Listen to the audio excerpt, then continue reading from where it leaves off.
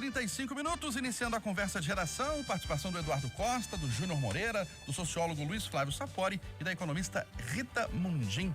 Você, ouvinte da Itatiaia, também pode participar, opinando pelo WhatsApp do jornalismo, 99996-7074, 99996-7074. Você manda pra gente a sua opinião em mensagem de texto. Não se esqueça de colocar o nome e o bairro ou a cidade de onde você está falando. Após mais um dia de recorde, com mais de 3.000 mortes por Covid, o presidente Jair Bolsonaro omite dados, muda de postura, estimula a vacinação e se reúne agora com chefes de poderes, governadores e ministros para discutir medidas de combate à pandemia. Luiz Flávio Sapori, bom dia para você. Bom dia, Eustáquio. Meu prezado amigo Júnior Moreira, Rita, Eduardo Costa, ouvintes da Itatiaia. Bom, o pronunciamento ontem do presidente foi, mais uma vez, a publicização, a apresentação da sua versão moderada, né? Da sua versão sensata, do que a gente costuma dizer da versão do presidente paz e amor. Que na verdade não é o Bolsonaro, sabemos disso. Eu não me convenço de que ele mudou de posição em relação à pandemia. Ele não fez nenhum momento uma autocrítica em relação à sua postura negacionista. Então, o que nós assistimos ontem foi uma tentativa de passar uma imagem de uma liderança que não tem sido uma liderança nacional, que vai tentar capitalizar com a vacinação. Por aí parece que a estratégia política do Bolsonaro agora é atrair para si os méritos, os bônus, né, da vacinação, que aos poucos vai crescer no Brasil. Quiçá, vamos ver se a gente consegue mesmo vacinar quase toda a população até o final do ano. Por outro lado, essa reunião, eu estou aqui agora de cúpula, né? Que eu acho que agora, né? 8 horas, já começou, né? Suposta, já está começando agora. Essa reunião, eu confesso que eu estou um pouco cético, mas ela pode ter um desdobramento interessante, né? Se ela tiver como implicação prática, primeiro, a implantação de um gabinete ou de um comitê, sabe-se lá o termo que a gente pode usar, de gerenciamento da crise da pandemia. Um comitê vinculado ao Ministério da Saúde, um comitê com representação dos estados, da Secretaria de Estado da Saúde, das secretarias municipais, com outros órgãos do governo, um comitê prático operacional que funcione 7 dias por semana, né? Quase 24 horas por dia, porque nós estamos no auge da crise, né? Da doença, da disseminação do vírus. Precisamos tomar decisões muito práticas, muito imediatas, da compra de insumos, da remoção de pacientes, né? Da solução de problemas de superlotação. Então nós temos questões muito imediatas que dependem de uma coordenação nacional.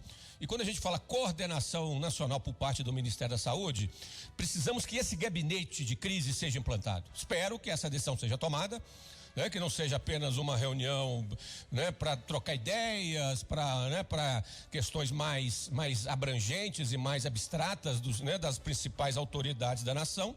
E outra questão que me parece fundamental, que é dessa reunião saia uma afirmação contundente das principais lideranças do país em prol, em defesa do isolamento social. Porque se isso não for feito, não vai adiantar nada. Se os chefes, né, do Legislativo, se a Procuradoria-Geral da República, né, se o Supremo Tribunal Federal, se os governadores não manifestarem claramente de maneira uníssona, em alto e bom som para todo o país, para todos os brasileiros, não há outra maneira nesse momento de evitarmos que a situação se agrave ainda mais, que não seja pelo isolamento social, pela restrição das atividades econômicas e sociais. Então eu espero que essa manifestação contundente saia dessa reunião. Obviamente é sonhar demais, né, Eustáquio? Eu não acredito que isso venha acontecer, porque o presidente Bolsonaro não mudou de opinião. Eu duvido muito que ele corrobore, né, um posicionamento nesse sentido, mas que pelo menos esse comitê, esse gabinete de gerenciamento de crise seja implantado o mais rápido possível, porque estamos, né, no auge da crise da pandemia no Brasil. Ô Rita Mundim, a sua avaliação, reunião agora do presidente Bolsonaro com governadores, ministros e o pronunciamento dele de ontem. Bom dia mais uma vez. Bom dia, Eustáquio, bom dia a todos. Olha, eu sempre tento ver as coisas sob o ponto de vista histórico. A gente tem que tentar enxergar a evolução. Então nós tivemos uma epidemia chinesa em fevereiro, Dada a velocidade do vírus, o que era uma epidemia na China em fevereiro se transformou numa pandemia em março, né, do ano passado, de 2020. E houve uma perplexidade do mundo inteiro, porque era uma coisa desconhecida, que não tinha remédio, que não tinha vacina. Então foi com muita dificuldade que o mundo inteiro começou a combater o Covid-19. O presidente Jair Bolsonaro, no início, e mantém essa postura, ele teve praticamente a mesma postura que o Boris Johnson teve no Reino Unido, acreditando que uma disseminação do vírus, dada a letalidade dele, que era baixa, poderia levar o país a uma imunidade de rebanho. Isso foi mais ou menos a postura do Boris Johnson lá no início no Reino Unido, e ninguém conhecia muita coisa sobre isso.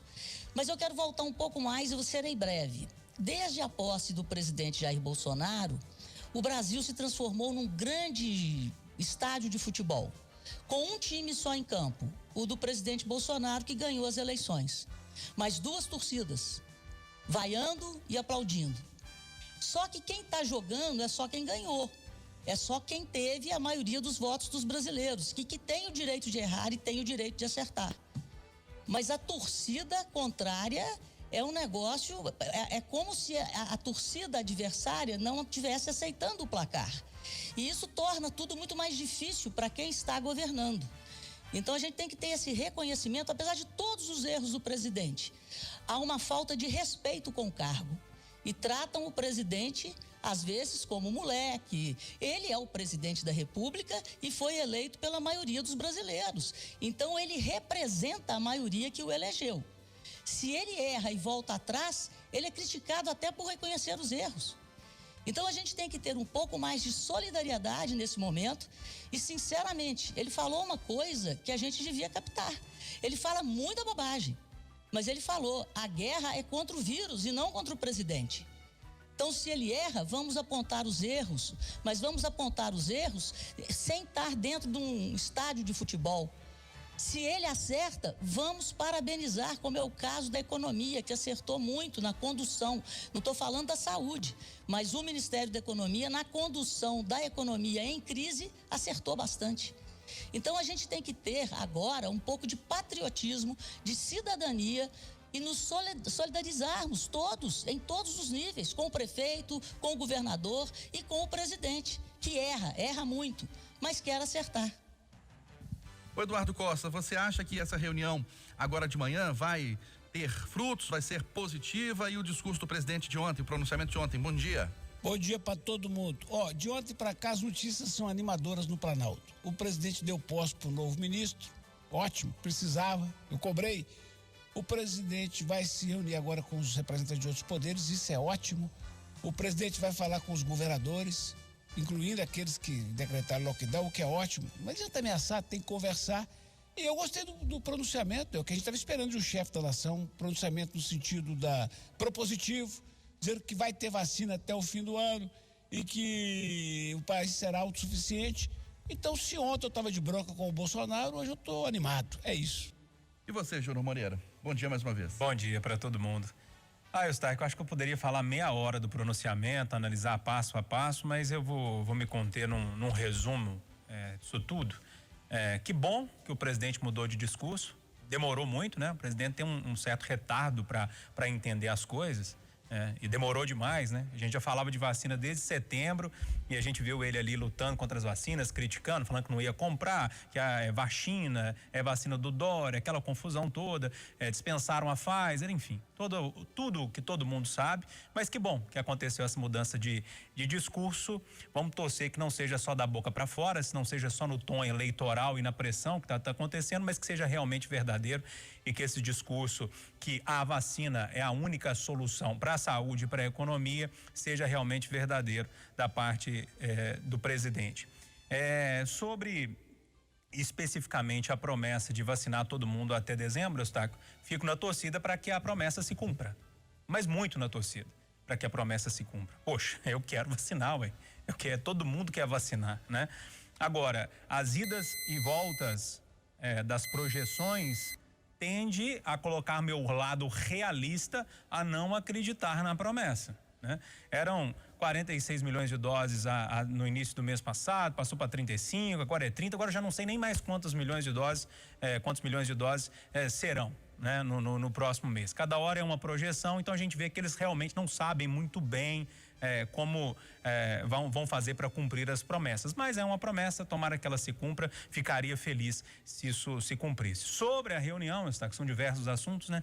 Sobre a reunião, é uma expectativa que o presidente Jair Bolsonaro seja bastante pressionado. Conversei com colegas de Brasília agora pela manhã, dizem que Rodrigo Pacheco e Arthur Lira vão falar grosso com o presidente para ver se ele entende o momento que está vivendo e parar, né, nessa briga de estádio de futebol, como a Rita muito bem colocou, mas que o Bolsonaro inflama todos os dias, né? É bom que se diga também, e parece que ele vai tomar um pito lá hoje nessa reunião. Tomara que a reunião siga de forma tranquila e de lá saia boa solução, saiam boas soluções para enfrentamento da crise que a gente está precisando, porque quando você olha os dados, mais de 3 mil mortes por dia, no início do ano, gente, a gente estava com 600 mortes, 500 mortes, que é bom, lógico que não, são muitas mortes, mas aí você pensa, sobe para 1.000, sobe para 2.000, sobe para 3.000, onde que a gente vai parar?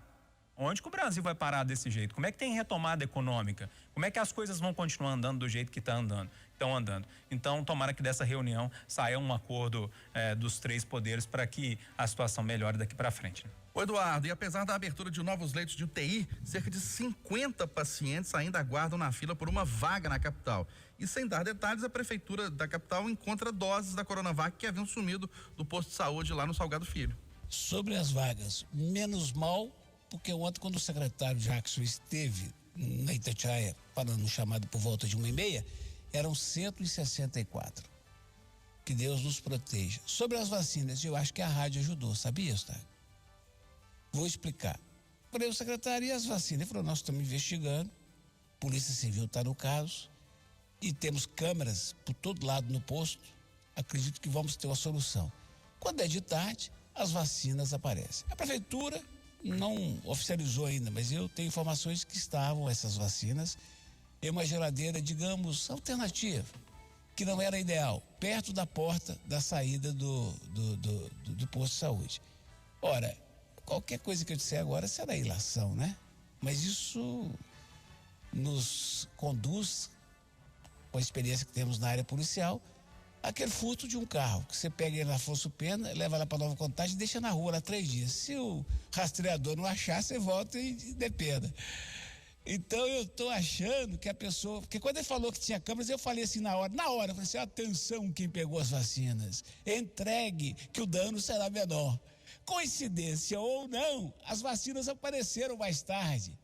Eu quero acreditar que tenhamos ajudado e que a boa notícia é que as vacinas foram encontradas em bom estado de conservação na geladeira e poderão ser usadas, seu Eustáquio. E para você, Rita Mundim? Não, eu quero primeiro falar com o Eduardo, que eu aposto que foi isso, Eduardo, porque uma vez roubaram meu carro.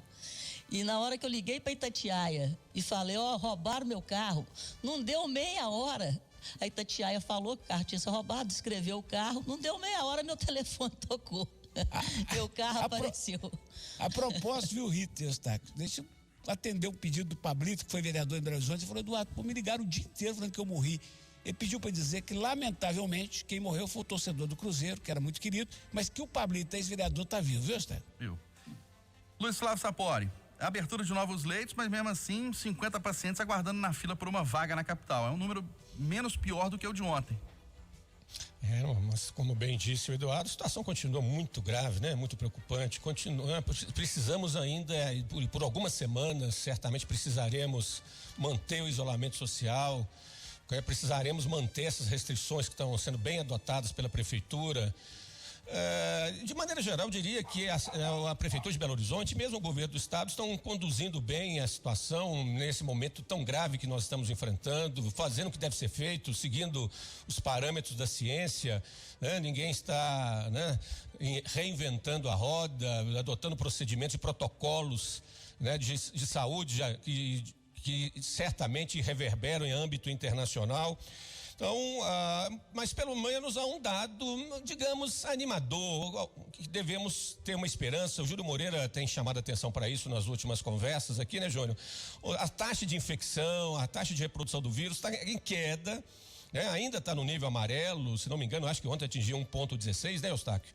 Sim. Sinalizando, mas já há uma tendência de queda. Esse dado é muito importante porque ele vai repercutir daqui a alguns dias, algumas semanas, tanto nos leitos de UTI quanto nos leitos de enfermaria. Então, o começo, da superação dessa grave crise, da saúde, da pandemia em Belo Horizonte, no estado, principalmente aqui na capital.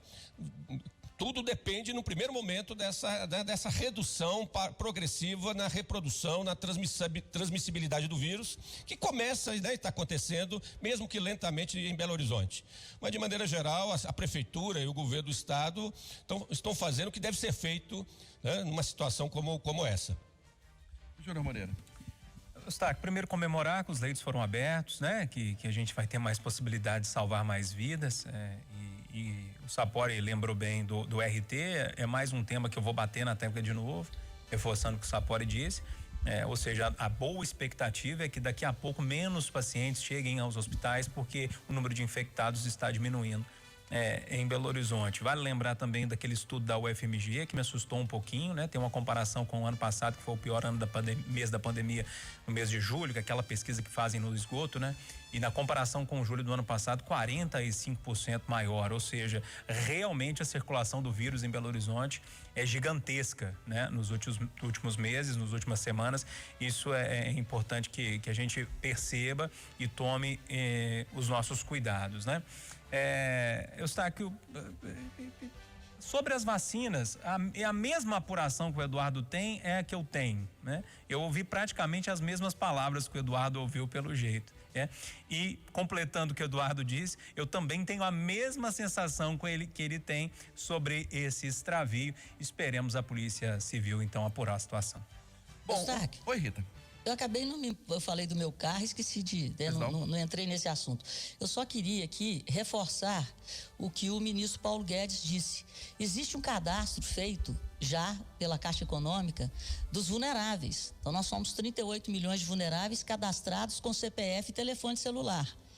Eu acho que deveria haver uma discussão sobre a vacinação prioritária dessas pessoas, porque se a gente olhar o comportamento do vírus na Ásia, onde existe disciplina e existe um nível de educação muito maior do que aqui, e hierarquia e disciplina, o comportamento é bem diferente. E nós temos um problema sério de transporte público. Então, esses vulneráveis, eles deveriam sim ser colocados como prioritários para receber essa vacina. Porque é aquele dilema que o Paulo Guedes falou, entre sair para a rua para ganhar o pão, ou morrer em casa. E essas pessoas, as condições de vida são muito mais precárias. Então, eu acho que poderia haver aí uma mudança no cronograma de vacinação, priorizando esse cadastro de vulneráveis. Olha, o caso do triplex do Guarujá, investigado na Lava Jato, volta à estaca zero após a segunda turma do Supremo Tribunal Federal declarar que Sérgio Moro, como juiz, agiu de forma parcial, Luiz Flávio Sapori, ao condenar o ex-presidente Lula. Essa decisão do Supremo é muito importante, é histórica, ela vai determinar uma inflexão na política de enfrentamento à corrupção no Brasil, eu não tenho dúvida disso, em torno disso, Eustáquio. O Sérgio Moro sai muito manchado de tudo isso, indiscutivelmente. É o grande derrotado, do ponto de vista pessoal. A sua biografia sai maculada e infelizmente a trajetória do Moro repete a trajetória do juiz italiano, que era a grande inspiração dele, na verdade o magistrado, que era o procurador da República, não era propriamente um juiz, que é o Antônio De Pietro, da Operações Mãos Limpas na década de 1990. O Moro cometeu, o mesmo erro da sua referência, do Antônio De Pietro, entrou para a política. E ao entrar para a política, contaminou tudo que tinha sido feito, colocou em xeque e suspeição toda a idoneidade do trabalho anterior. É impressionante a similaridade dos eventos históricos e sociológicos. Então, o Moro, numa certa medida, ele colaborou para esse desfecho, infelizmente. O que eu mais lamento, por outro lado, é que a Operação Lava Jato como um todo também sai manchada. ela perde legitimidade pública, ela perde credibilidade, né? Não apenas junto à população, mas junto às instâncias superiores do judiciário, junto ao Tribunal, Supremo Tribunal de Justiça, junto ao Supremo Tribunal Federal. Isso coloca em suspeição outras decisões que foram tomadas, outras sentenças. Não tenho dúvida que os escritórios de advocacia do Brasil, que estão defendendo outros condenados pela Lava Jato, vão recorrer, né, no mesmo sentido, vão impetrar habeas corpus e outras medidas jurídicas para alegar suspeição de outras decisões do Sérgio Moro. Eu não tenho dúvida que isso vai acontecer. Então, a operação, que era, né, um exemplo de sucesso, de força-tarefa, de articulação entre Ministério Público, Polícia Federal, COAF, Judiciário, do meu ponto de vista, era grande segredo do sucesso da Lava Jato. Essa articulação, essa cooperação interinstitucional, com uma postura mais ativa do juiz, que era o Sérgio Moro, né, da 13ª Vara Criminal Federal. Mas o que o Supremo está decidindo, Eustáquio, é que o juiz não pode ter uma postura muito ativa junto a esses processos, infelizmente. O Supremo deixa claro que espera que o juiz mantenha o que sempre caracterizou a justiça criminal no Brasil, que o juiz tenha uma postura encastelada, né, aquele mito da imparcialidade suprema, que o juiz não deva, de alguma maneira, participar em menor grau, né, dos processos investigativos, uma articulação mais direta, por exemplo, com o Ministério Público. Porque esse foi um dos segredos da Lava Jato, do meu ponto de vista. Um juiz mais proativo. Mas temos que acatar a decisão do Supremo. O Supremo está dizendo que isso não funciona, isso viola preceitos constitucionais. E isso vai virar jurisprudência. Certamente isso vai inibir outras iniciativas futuras de enfrentamento à corrupção no Brasil. Então, perde o Sérgio Moro, muito, mas também perde a Lava Jato. E para você, Rita Mundim, a avaliação sobre essa decisão do Supremo em relação ao ex-juiz Sérgio Moro? Para mim, perde o Brasil. Na cabeça do cidadão comum, eu não sou da área de direito, e se eu tivesse tempo, sinceramente, eu estou com muita vontade de fazer um curso de direito para entender o que é direito. Porque realmente, na hora que a gente começa a achar que está sendo feita justiça no país, você entra nos meandros, né, da Constituição, nos meandros do papel do juiz, e tudo aquilo que foi construído, foi provado, foi comprovado em primeira instância e segunda instância, é negado. Então, assim, eu prefiro, como eu não sou da área, eu acho que, na minha opinião, o Brasil, cronologicamente falando, teve recentemente 3 grandes aquisições para a sociedade. Primeiro, foram as diretas já, que aí nasceu a nossa jovem democracia. Logo após o nascimento da jovem democracia, veio o Plano Real colocar, resolver um problema que a gente tinha, que era um problema de moeda. Então a gente veio com a nova democracia, direta já, viemos com o Plano Real, e aí veio a Lava Jato para botar moral entre o público e o privado. E agora, nada daquilo que foi mostrado, que foi demonstrado, que foi roubado da sociedade brasileira através de conchavos entre o público e o privado, está valendo. Então eu, sinceramente, acho que isso é uma perda enorme na qualidade da história do Brasil daqui para frente. Foi boa ou ruim essa decisão do Supremo, Eduardo Costa? Amigo, pressionado pelo relógio, eu vou falar em 30 segundos o que eu precisava de 30 minutos, mas e os 5 bilhões que foram devolvidos aos cofres públicos? E os 100 milhões que o ministro da Fazenda do Lula devolveu, só ele? Então, punir o Moro, se é o caso, os autos indicam, eu acho bem feito, não agiu republicanamente. Agora, jogar na lata de lixo o sonho de um país diferente é vitória do Gilmar Mendes e derrota do Brasil, amigo. O que você acha, Júnior? Eu estava, como diz Eduardo, pressionado pelo relógio. Vou resumir aqui também as 2 horas que eu tinha de papo aqui sobre esse assunto. Lula é culpado? Eu não tenho dúvida. Ele tem culpa. Concordo com o Eduardo. Segundo, Sérgio Moro errou no processo? Errou. E errou feio. Ou seja, Sérgio Moro fez a coisa certa da forma errada. Quando você faz uma coisa certa de uma forma errada, dá nisso. Por exemplo, constrói uma casa em cima de uma areia, de um monte de areia sem alicerce. Você está fazendo a coisa certa, você está construindo a casa que seria construir, mas ela vai cair logo ali na frente. Esse foi o grande erro. Sinal eletrônico da Itatiaia vai marcar 9 horas em ponto em Belo Horizonte. Final do Jornal da Itatiaia, primeira edição desta quarta-feira. Apresentação: Aline Neves e Eustáquio Ramos. Vem aí o Acidentão. Ótimo dia a todos.